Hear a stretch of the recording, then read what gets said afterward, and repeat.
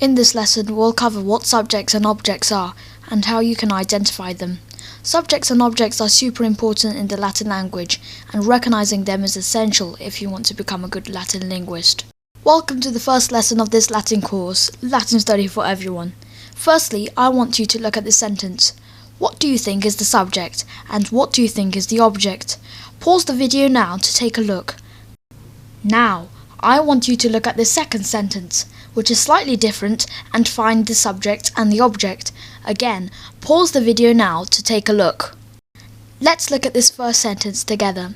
The girl calls the woman. The subject is the girl, and the object is the woman. In the second sentence, the subject is the woman, and the object is the girl. Based on this, can you draw any conclusions for how to identify the subject and object? Identifying subjects and objects is super easy. The subject is always the personal thing doing the action, while the object is always the personal thing receiving the action. If we go back to the first sentence we saw earlier, we can see that the girl is carrying out the verb, and the result of the verb is directed to the woman, who is receiving the action. In English, the subject and the object is shown by the word order.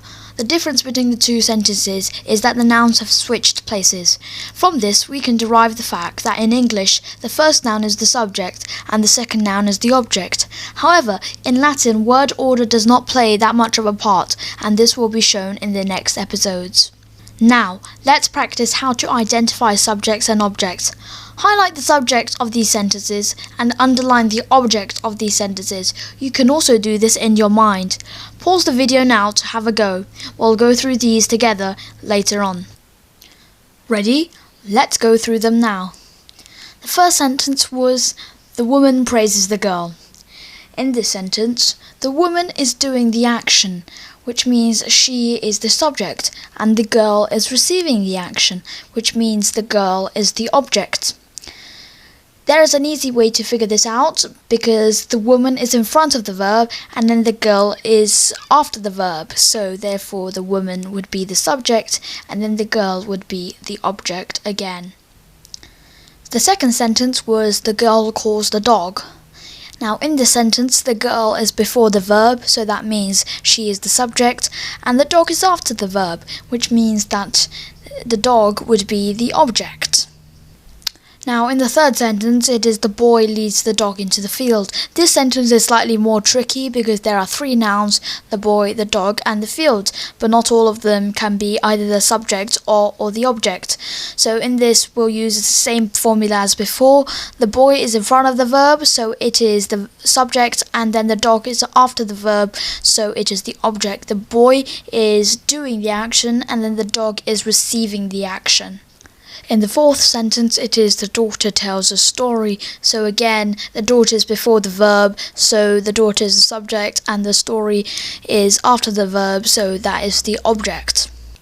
Next, we've got the woman quickly prepares dinner. Again, this is a bit hard because you've got an adverb there, so you need to differentiate between which one is the adverb and which one is the verb.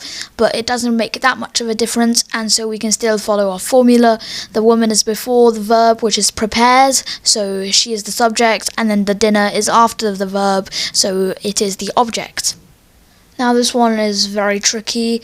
There actually is no object in the sentence. There is only a subject, and you can tell this because there's only one noun, which is the woman, and the woman is in front of the verb, which means that it is the subject, and hard is just a description, so there is no other noun and therefore there is no other object.